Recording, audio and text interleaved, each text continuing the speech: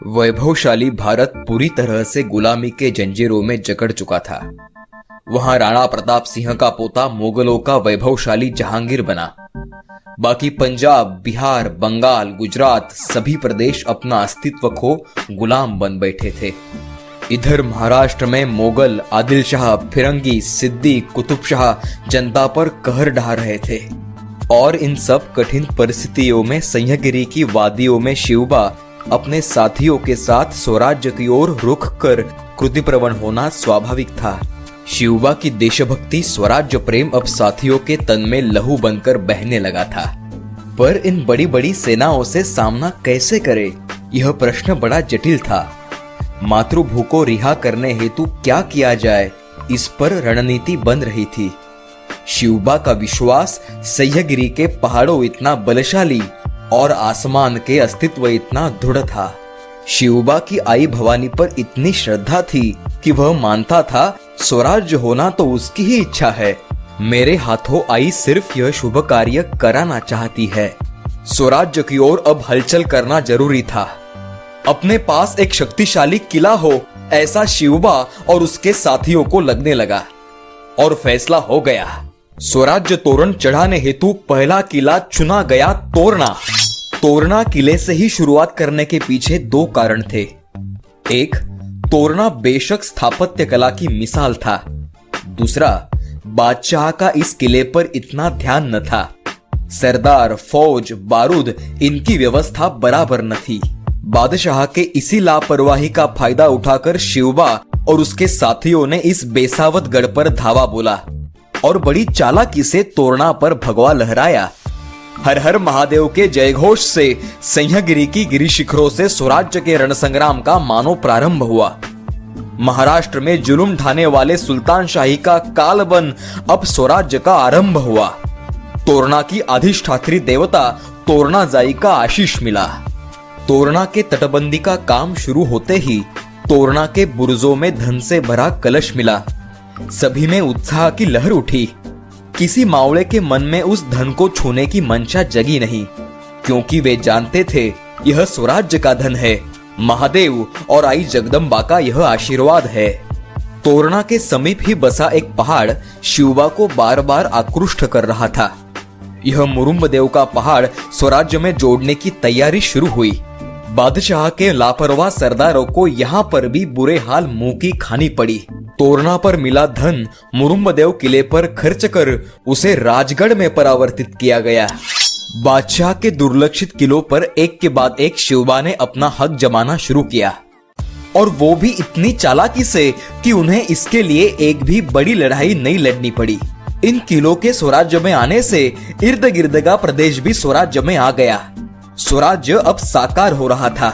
शहाजी राजे के बगावती लड़के शिवाजी ने कुछ मरहट्टों को साथ में लेकर बादशाह के किले अपने कब्जे में लिए, उन पर भगवा लहराया। यह खबर बादशाह के दक्खन बसे अधिकारियों तक पहुंची।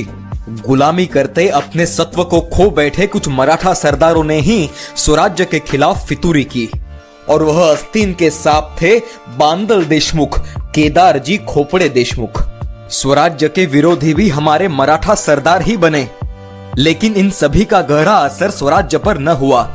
शिवबा ने फिर स्वराज्य विस्तार की तैयारी शुरू की। शत्रु को चारों खानों चित करने की नई नई योजनाएं बनने लगी। बादशाह के अधिकारियों ने विजापुर में खबर पहुंचाई, शाहजी भोसले का बेटा दक्खन में विद्रोह कर रहा है। दरबार में इस पर चर्चा हुई। घमंड में चूर बादशाह वक्त की नजाकत को न समझ इसे शिवबा की बचकाना हरकत समझ बैठा। तोरणा पर मिले धन से राजगढ़ स्वराज्य की राजधानी के रूप में साकार रहा था। फिर यही खबर बादशाह के वफादार सरदार मियां रहीम मोहम्मद ने विजापुर दरबार में पहुंचाने का काम किया। पर बादशाह उस समय कर्नाटक में बचे कुचे काफरों को लूटने, नष्ट करने में तुला हुआ था। उसका कर्नाटक की इस सफलता में शिवबा ने हथियाए किलों पर ध्यान ही नहीं गया। यहाँ मियां साहब बादशाह बड़ी फौज भेजेगा, इस गलत फहमी में दिन में सपने देख रहा था। पर दरबार ने शिवबा का साथ देने वाले सरदारों को सिर्फ चेतावनी देकर मामला ठंडा हुआ, और मियां रहीम हाथ मलते रह गया।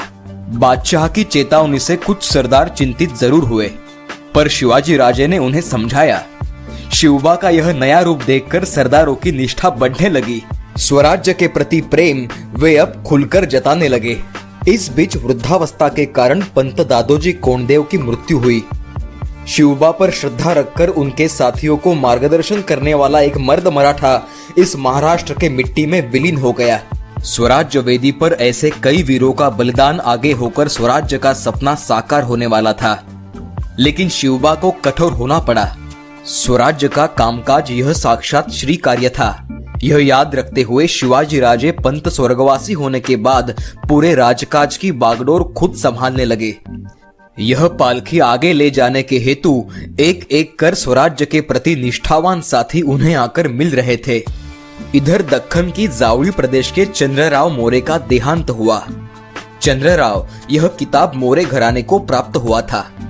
अब निपुत्रिक विधवा पत्नी के सामने बड़ी दुविधा थी। इधर बादशाह के सरदार जावली प्रदेश को हथियाने की कोशिश कर रहे थे।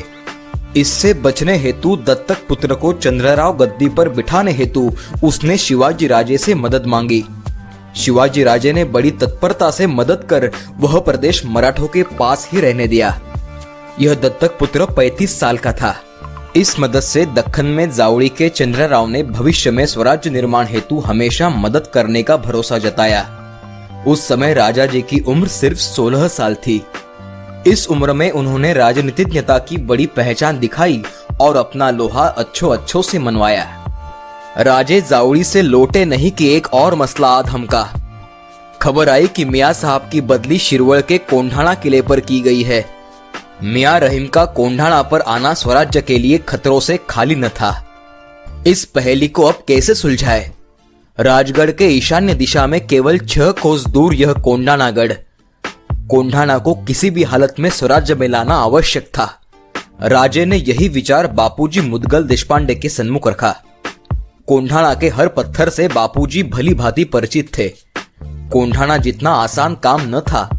बापूजी ने इस आह्वान को स्वीकारा और आश्चर्य की बात ये कि किले के किलेदार को बड़ी बखूबी से अपनी ओर कर एक भी खून की बूंद न बहाते हुए कोंढाणा स्वराज्य सेवा में सम्मिलित हुआ।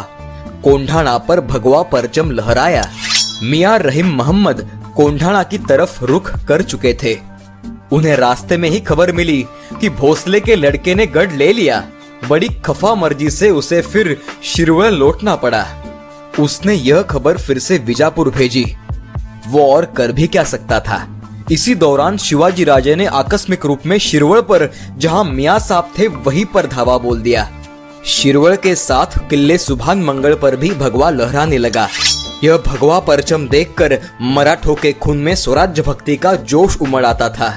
कोंढाणा, शिरवल और सुभान मंगल पर शाहजी के लड़के ने कब्जा किया, यह संदेश पाते ही बादशाह क्रोधित हुआ। इस विद्रोह को कुचलना बादशाह के लिए कठिन न था, लेकिन डर था शाहजी राजे का। यदि शाहजी के बेटे पर हमला किया तो शाहजी बंगलूर पूरे कर्नाटक में विद्रोह करेगा। एक बार शाहजी राजे ने पुणे में विद्रोह कर इसकी चमक दिखाई दी थी। इसी वजह से बादशाह चुप था। इसी दौरान बादशाह के प्यारे सरदार अफजल खान ने कर्नाटक से एक खुफिया खबर भेजी। शाहजी मराठों को परोक्ष अपरोक्ष मदद करता है। यह सुन बादशाह सख्ते में आ गया। इस समस्या पर हल दरबारियों से पूछने लगा। मुस्तफा खान और बाजी घोरपड़े, इन दो सरदारों को शाहजी राजे की सफलता बड़ी खलती थी। उन्होंने शाहजी को गिरफ्तार कर शिवाजी पर तुरंत हमला करने की सलाह बादशाह को दी। शाहजी राजे को कैद करना, मगर कैसे?